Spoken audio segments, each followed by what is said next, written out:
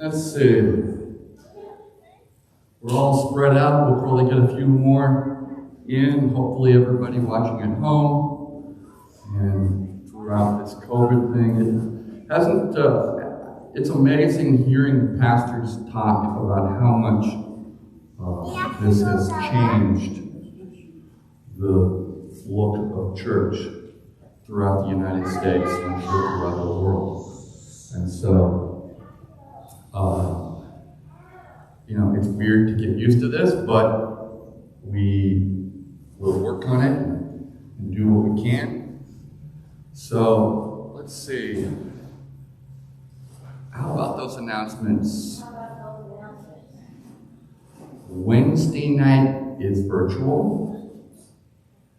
So, log in by 6:30.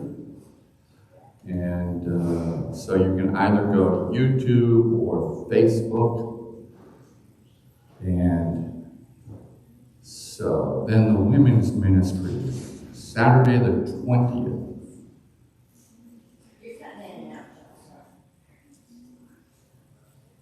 Hey, Laura, do you and Sheree have these dates written down? Yes, and here's the flyer. Okay. Yeah, I want to make sure. Can you guys send that to me? Because I don't know if they're on the schedule. And the school asked if they can use the sanctuary on certain days. I want to make sure that wasn't, we're not getting in the same time frames. Let's see. And the problem is, all right, someone with fingernails is going to have to, wait, no. There we go.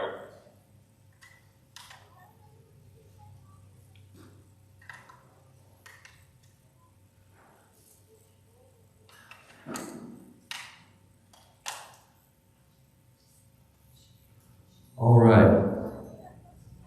There we go. We'll see if that helps, hopefully.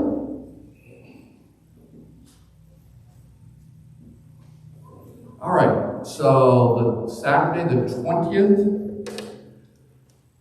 at 11:30. What is that on Saturday? It is game day. So yeah, I really didn't think you ladies were that into college football, but okay. I think Michigan is playing, so all right. 11:30. Then the 28th is decorating the sanctuary after the service. So that means all hands on deck. EJ, we're going to need you that day. You're taller and stronger after the service, and then we'll get everything all gussied up for Christmas. We're gussing it. We're gussied up. Anybody heard that one? You get everything gussied up, yeah, right? That's from Texas. Hey there, you're early.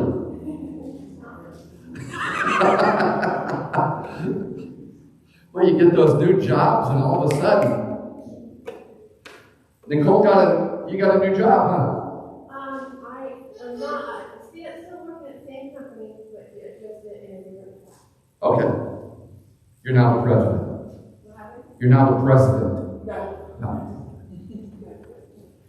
Paul's the president. December 4th is gathering and ornament. Read the flyer. Okay. Out loud. Please bring to exchange a wrapped Christmas ornament and 2 dozen cookies. Oatmeal chocolate chip. Okay, I threw that in. As well as your recipe so we can copy for everyone. Also bring your own lunch and beverage.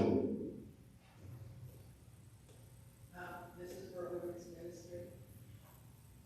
Wait, so forget about the oatmeal chocolate chip. I'm not going to be there then. So that's for the women's ministry. All right, exchange is from 11:30 to 1:30. If you get here at 1:35, you can't exchange anything. You have to get what's left over. All right. Anything else? See, that's what happens when Tony plays hooky. So, all right. How you doing, Joe? Good. All right. And Jan, how's Bob doing? Not real well yet. Okay.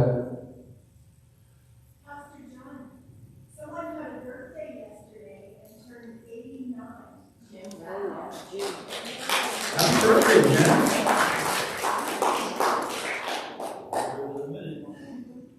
I'm glad you said it was Jim. I was looking at Pedro. I wish to look like this. All right. Let's sing together. Trading My Sorrows.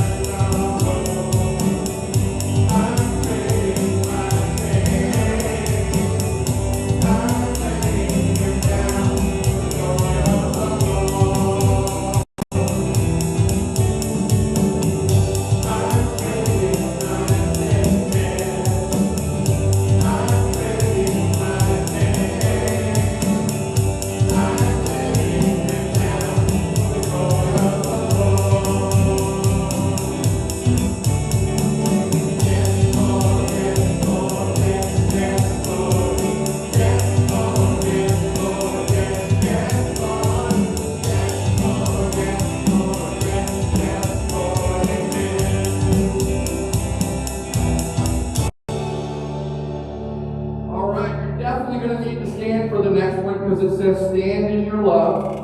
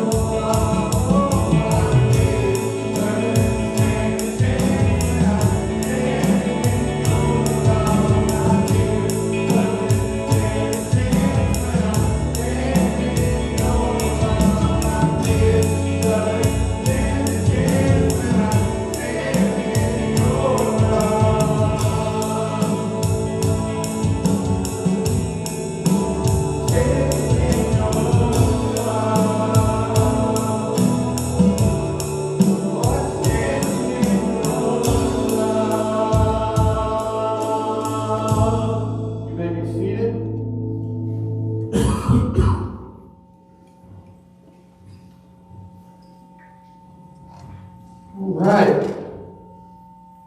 So we have some prayer requests. We need to continue, of course, to pray for Pastor Mark. Has anyone heard an update? I didn't want to call. I know that Karen's got to be pretty close to overwhelmed. Has anyone heard? He went to church last Sunday. We saw a picture of him. Jan and I did. Wow. Force of nature there. Yes. He's doing very well, Yeah. considering. So we need to continue to pray for his healing and pray for Bob. And we're so thankful that Annette's able to be here. And Joe's back and able to be here still. And Michaela is back home. She's home. She's having a rough time. Yesterday was the anniversary of Gilbert's passing. And Time flies. I know, it really is. And I think her meds, because they did make changes to them, have been affecting her a little bit too. She's not accustomed to them. you pray for her? Tony asked me to share praise that she and Dennis tested negative. Their daughter still is having some effects from COVID, but they are negative, and she's very pleased, and they are taking their trip tomorrow, so she wanted me to share that with everybody. Okay. And the praise that Nicole got the job we've been praying for, right? Yeah. Great. And is your mom in Arizona? Yes, her and my dad in Arizona is in Kansas. Okay. You know, it's weird. It's cooler there right now than it is here. Mike, still praying for Brandy? Please. Yeah, she's still in the hospital, got lung problems. And then also Scarlett. Scarlett, the little 2-year-old, right? Yeah, the 2-year-old, they just did surgery 2 nights ago and spread her intestines out on a table, looking for a hole, and they did not find anything and put her back together. So they're still at a loss as to what's going on with her, but it's really hard on my brother, Yeah. let alone the 2-year-old girl. Yeah. So we'll continue to pray there. Lucy? I have a few prayer requests for people that have met through work. The first one, her name is Dottie. She had a stroke a week ago and her left side is paralyzed. Dottie? Okay. Dottie. And then Les, she was involved in a horrific car accident and lost both of her legs. And the last one is Sarah. She has COVID, severe complications, and they do not believe that she'll pull through. So please keep those people and the family in your prayers. Okay. You get all that? Glory. David's having surgery Wednesday, so we can keep him. Yeah, keep David in prayer because he's having surgery on Wednesday. And Caleb Brown family, Cooler. Caleb? Yeah, Okay. That's Caleb. COVID? My sister's supposed to get her biopsy results tomorrow. So. Sunny is supposed to get her biopsy results tomorrow to figure out everything after this is done. Yes. We're having a family get together today, and that's praise for a good day because Mary's providing for today. So Okay. just her family. All right. All right. Let's see here. Okay. Will you please pray for my co-worker Barbara? She lost her son. He was on a motorcycle accident. He was in the hospital for a few days battling, but he lost.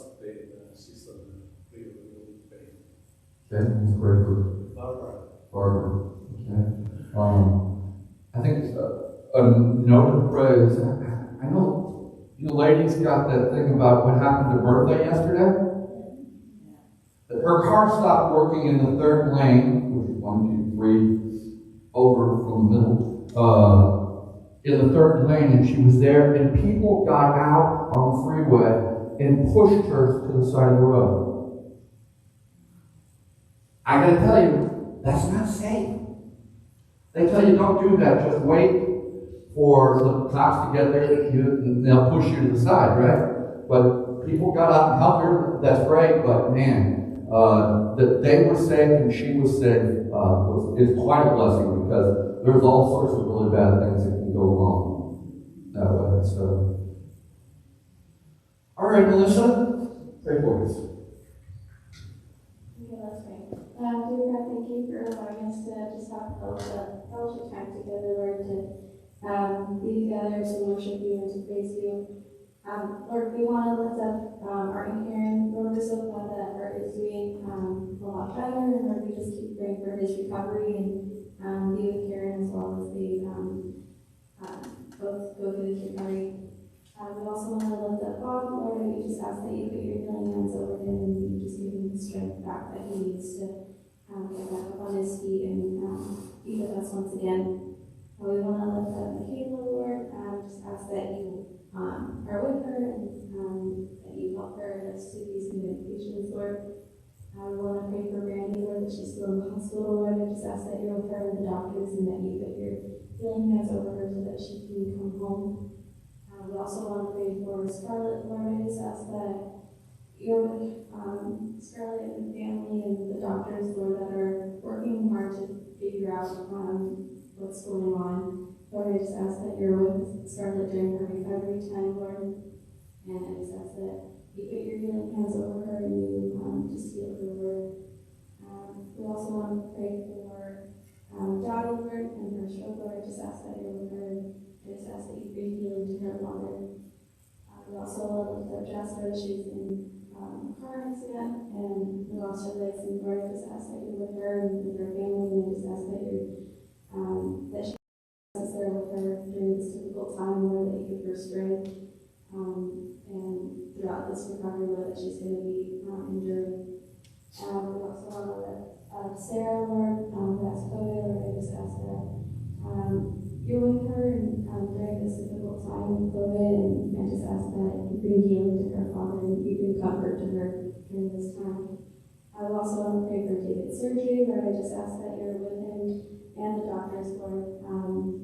We know that you're in a great position, and I just ask that you work with those doctors and that you're with them in the operating room, Lord, and that it goes smoothly and that he has a good recovery after. We also want to lift up Caleb. Bless COVID, Lord, be with him, be with the family.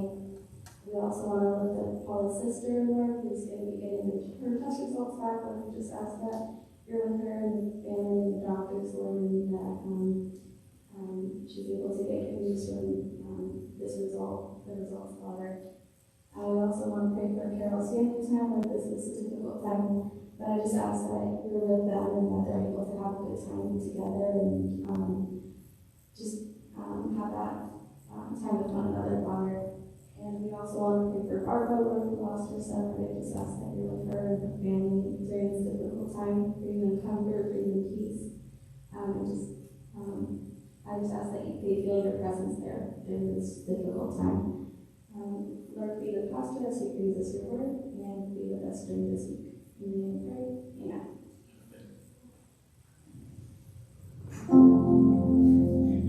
This is a new song that I heard and loved the words in it. It's called Sparrows.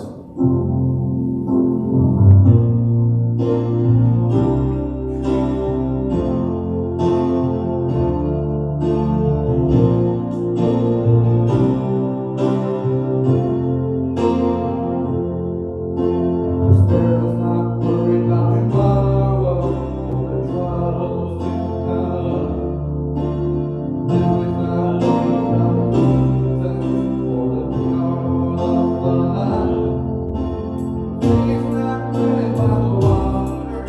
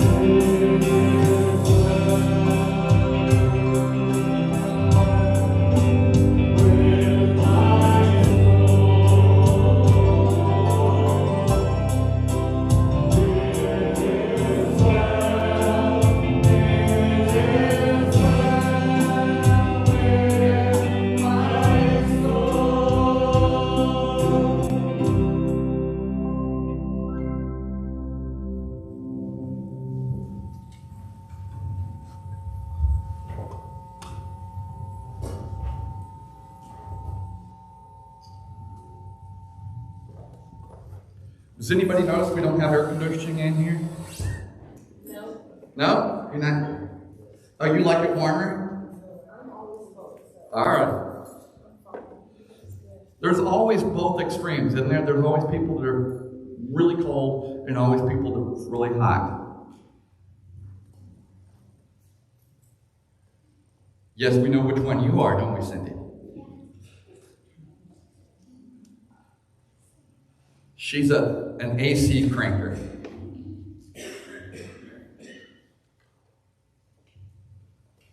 I can just see you in an igloo saying, "Where's the AC?" All right. Well, we're going to continue on this morning with our study of the Sermon on the Mount. So if you'll turn to Matthew chapter 6 again. This will be our last day in Matthew chapter 6. And then we will begin to finish off the Sermon on the Mount in chapter 7 next week.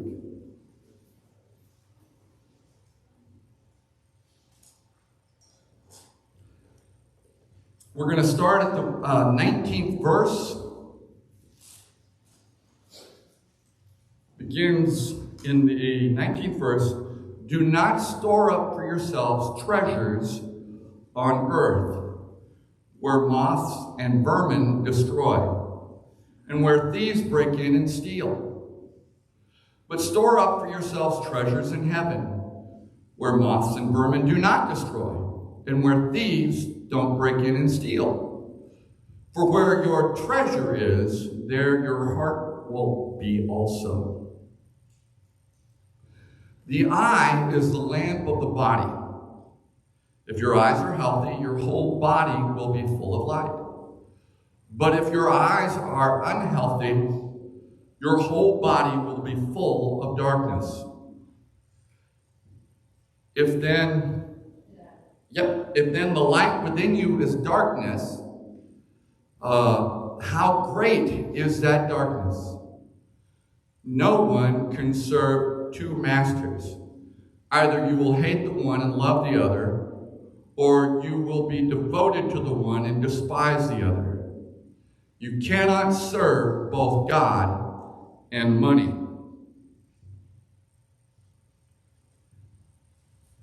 So it's important to understand that all of these verses, including the next part of this chapter that we read, are all kind of speaking to the same subject, even though it seems like Jesus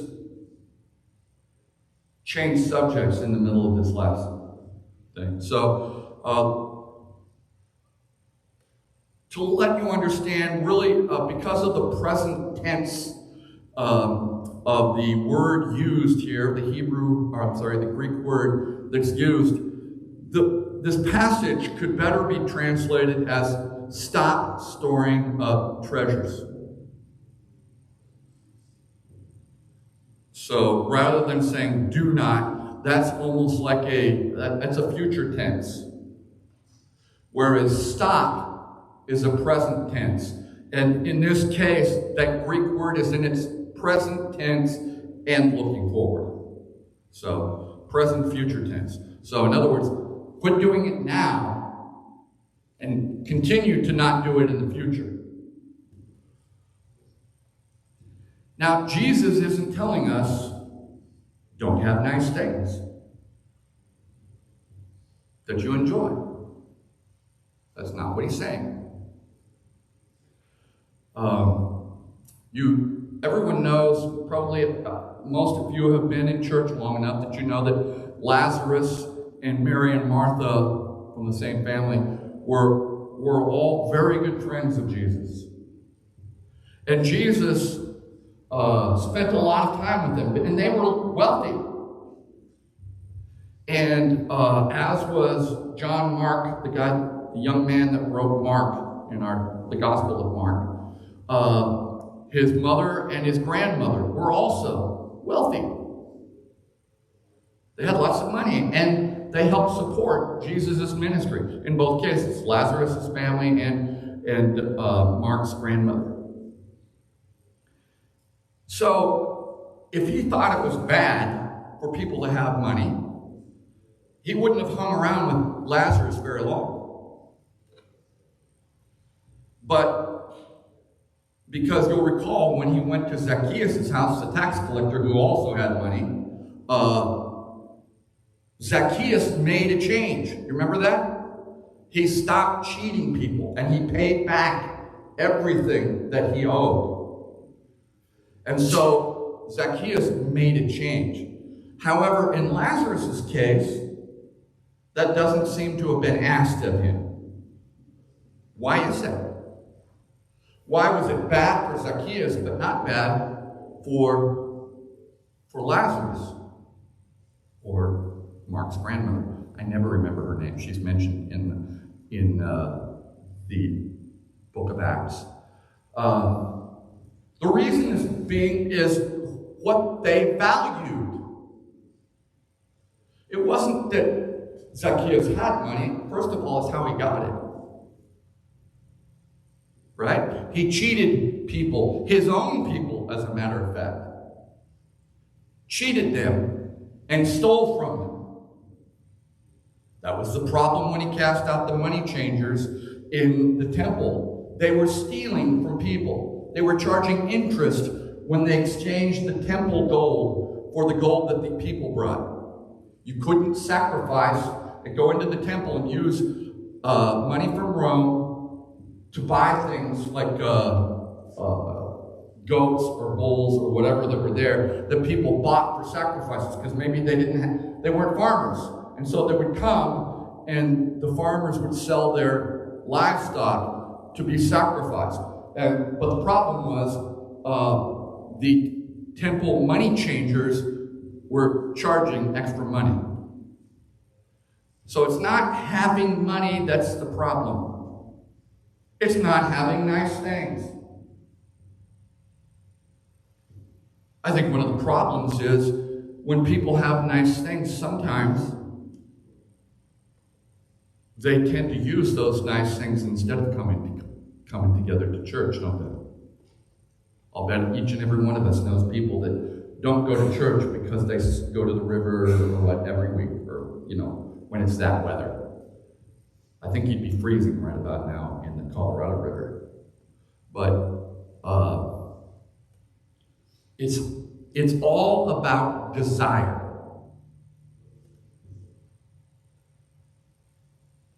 It's important to understand that Jesus is talking about things that we put before God.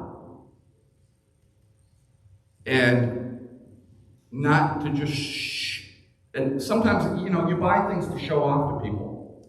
I wish Crystal was here because she could back me up on this. On the reservation, many of the Navajos, this would shock you. I don't think a lot has changed in the amount of time that I've been gone from there. But many of the Navajos, when I lived there at least, and this is the 80s, early 80s, many of them out, not in a little town, but that were spread out, had dirt floors, no running water, and no electricity. Can you imagine that in this, well, it wasn't this century. Brad, we're over a century old. Okay. But it's shocking. We don't think about that. And when people talk about third world countries and giving to stuff, let me tell you something. We've got people here that are living in the same kind of conditions that they show on the TV to get you to send money overseas. And these people, these Navajos, they would be in here. But the Navajos, I believe it's every other year, would get a certain amount of money from the Bureau of Indian Affairs, the BIA. They hated BIA, by the way.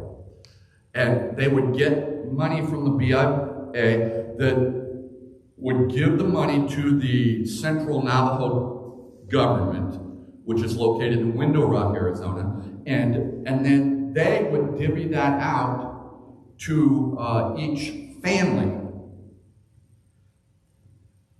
And what the Navajos would do with that is they would go out and they would buy a brand new pickup truck.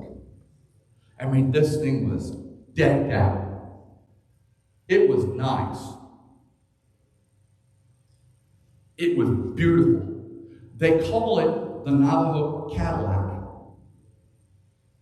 Because, see, you were never, a white man was almost never allowed into a Navajo hogan. Just doesn't happen. So you would never see what was going on at their house, what they didn't have.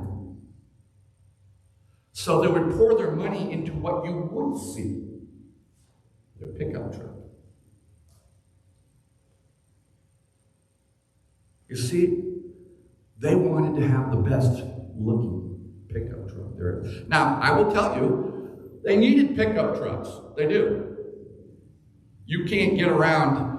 There were plenty of our roads that were still washboard dirt roads when I was there. Even when I took Stevie back years later, there was still a lot of dirt roads. And so you need a pickup truck. But I would guess in today's market, the type of pickup truck that they were buying would be somewhere around $70,000 or $80,000. But it's because this is what you would see. This is where you would get your impression of who they were. And listen, Navajos are certainly not the only people to do that. We have a saying that says, we're keeping up with the Joneses, right? Oh, we're just keeping up with the Joneses. It was funny, the neighbor that lived across from us in Upland, I don't know why, but Paul and Stevie could confirm that it always seemed like they were copying me, copying us. I had a motorcycle. So, like 4 or 5 months later, he got a motorcycle. We got that big Nissan van. A little bit later, he bought a big Ford van and began to convert it in his garage, or outside of his garage, I should say. It just always seemed like every time we got something, he would get the exact same thing, or something like it. And it was bizarre, but many of us do that. We see football players, right, that say, wait a minute, I know I signed a contract last week, but now this other guy over here on this other team makes more than I do. I want you to renegotiate my contract.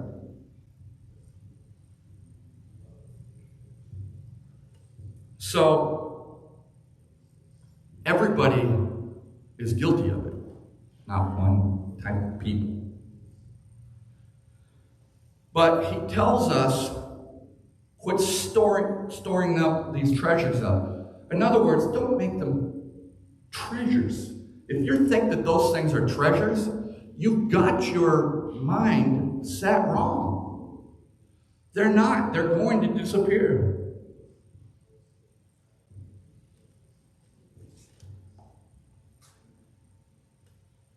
The Apostle Paul tells Timothy something that clarifies this passage in 1 Timothy chapter 6, verse 10. He says, "For the love of money is a root of all kinds of evil." Some people eager for money have wandered from the faith and pierced themselves with many griefs. You guys, I'll bet everyone knows that saying, some people work to live and some people live to work. You know, those that are in certain types of fields that are stress-driven and money-driven, they begin this and they think that they have to get to a certain place because they want to give their family nice things. And then they continue to work and work and work and neglect the family that they began this job for in the first place. And now they're driven to get more and more and more and more money. Because that money becomes the object, the objective.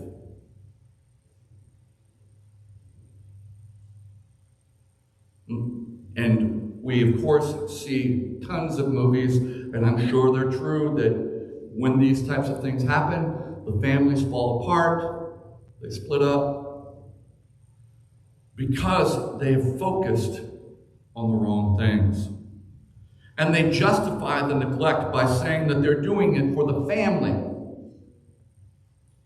But in truth, they have become enslaved to the job that once was only a job, but is now an all-consuming race to gain more wealth. This is what Jesus cautions us against. If you think of something as a treasure, you've got your mind focused on the wrong thing. And I know some of you are going to say, not going to be a problem for me.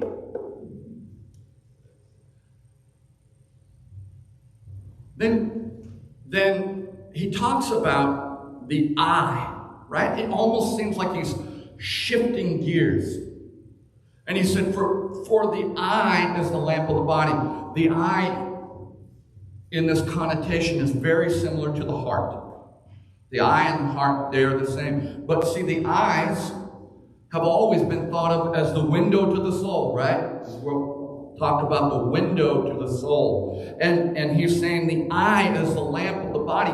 It tells you what to focus on.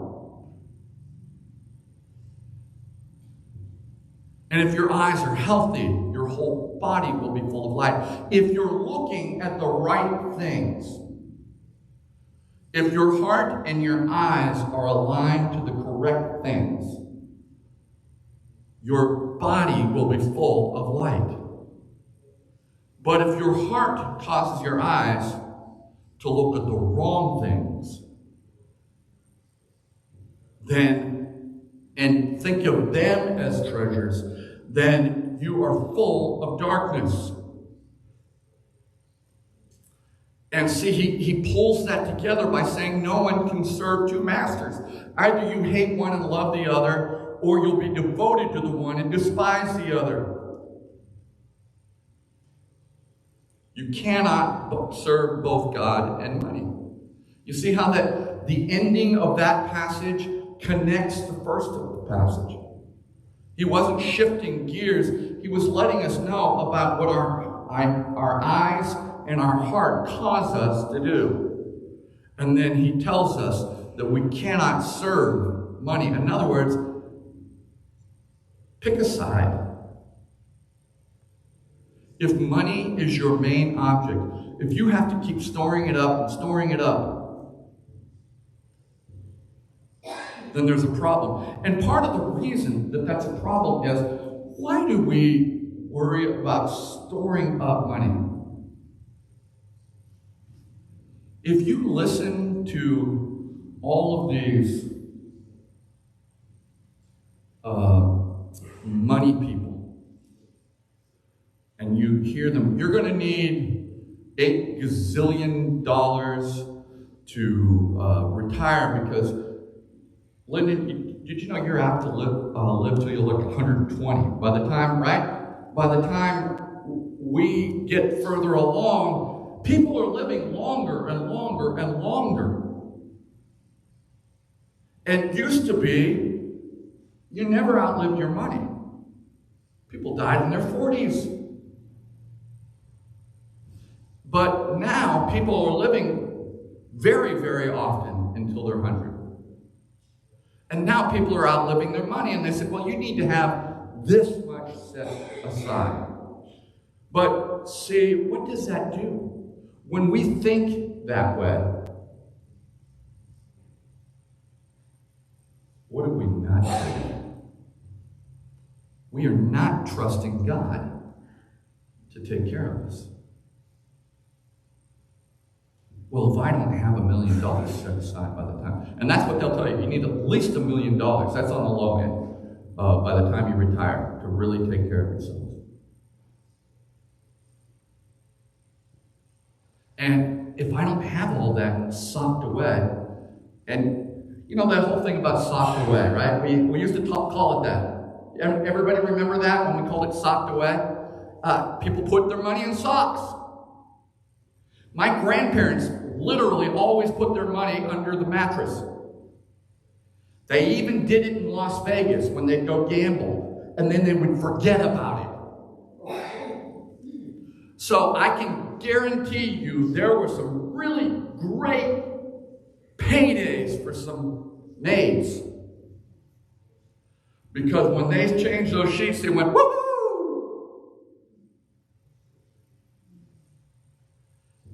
But we think of socking away. Why would we sock it away? Well, that's because we're worried. How am I going to pay for this? What am I going to do?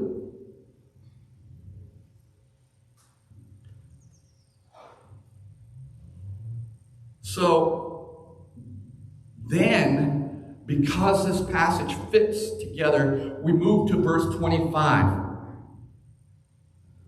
Therefore, do you see? We talked about this before. Why? When you see the word therefore in the Bible, what do? You look to see what it's there for. In other words, it's something from previous. This isn't a separate idea. It's contained together. Therefore, don't worry about what you stored up. Don't worry about storing up all this money and how you're going to live tomorrow. Therefore, I tell you, don't worry about your life, what you're going to eat and drink, or about your body, what you will wear.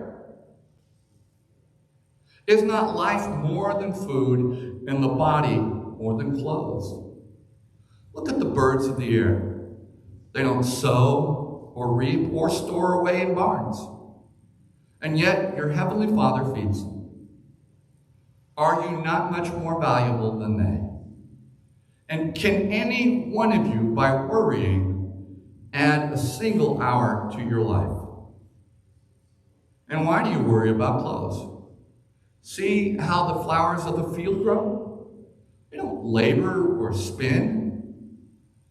Yet I tell you that not even Solomon, in all his splendor, was dressed like one of these. And if that's how God clothes the grass of the field, which is here today and tomorrow is thrown into the fire, will he not much more clothe you, you of little faith? So don't worry, saying, what'll we eat, or what'll we drink, or what'll we wear? For the pagans run after all these things, and your heavenly Father knows that you need them. But seek first his kingdom and his righteousness, and all these things will be given to you as well. Therefore, do not worry about tomorrow, for tomorrow will worry about itself. Each day has enough trouble of its own. I love this passage. I am not going to say it's one of my favorites because I get called on that all the time. But I love the passage. And when you read it in this fashion, you can see how it's all tied together. And we see that. Do you notice at the very last, in verse 33, he says, seek first. He doesn't say that you're not going to get anything. He said, if you seek those things, the kingdom first, the things that you're storing up in heaven, the treasures that he tells you store up for in heaven. And that's being obedient to God in where he asks you to go and what he asks you to do, and to be a disciple who's willing to share the gospel with those that are lost in darkness. There's lots of things that we're to do there. We're to tithe. That's part of being obedient. We're to do a lot of these things. And when we put all that first, instead of these other things that we worry about constantly, then God will take care of us. I will tell you that when Paul and I first got married, we didn't tithe.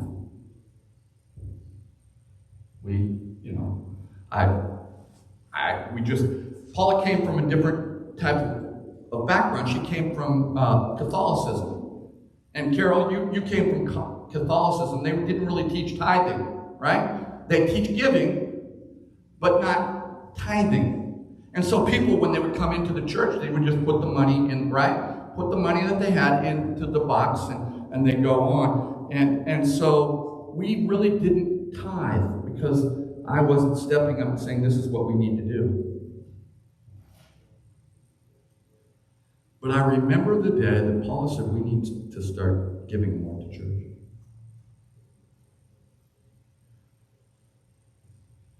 And so we began tithing.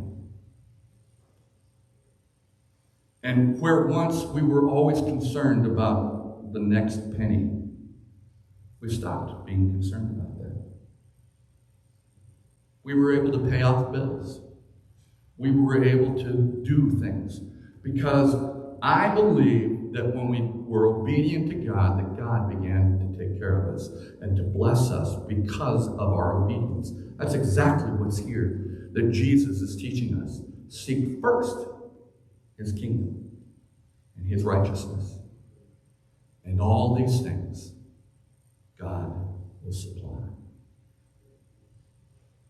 My favorite verse, and it really is my favorite, is Philippians 4:19.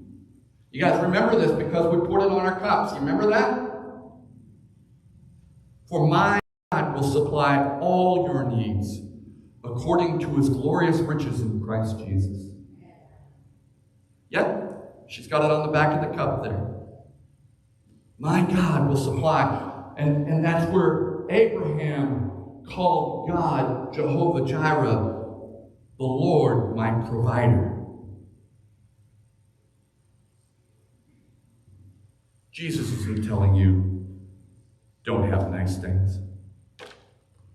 If he has blessed you and you continue to bless others and be obedient with the way that you handle money, and it's not your focus,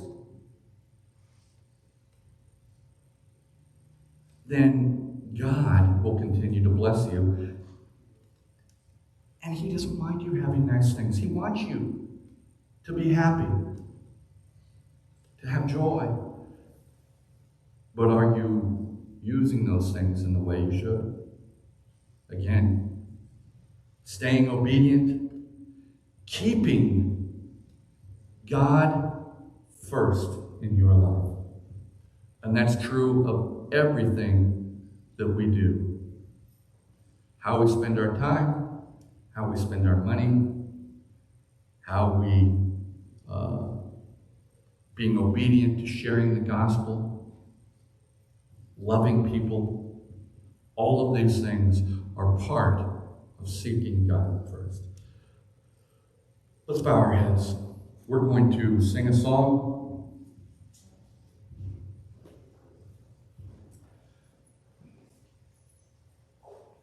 But before we sing, I want to just ask you today, if you feel like you haven't been putting God first, and maybe your money isn't your problem. Maybe you always put God first with your money. That's not an issue. I'm not trying to dog you into giving the church more. That's your business between you and God. I'm telling you, just be obedient because God will bless you. I don't know how he'll bless you, but he will. But maybe it's not money that's your problem. Maybe it's your time. Or maybe there's something you could be doing in the church that you're not doing. And that maybe God has been impressing upon you. Hey, it'd be great if you would go down and do this. And you've been fighting that. Whatever that is. He said, seek first his righteousness. Let's go to the Lord in prayer. Dear Lord, thank you for everything that you have blessed us with. And we're thankful that you have told us that if we're obedient, that we seek your kingdom first, that you will continue to supply all our needs, that you know them even before we ask. And that you have clothed the flowers of the field, and you fed the birds of the air, and we are so much more important to you than they are. And so, Lord, help us to trust, to not worry, to put our trust in you and say, you know what? We'll take care of this. Let's be obedient. Help us to have an attitude of you first in all things in our lives. In the name of Jesus. Amen. You can stand if you'd like to sing this with us.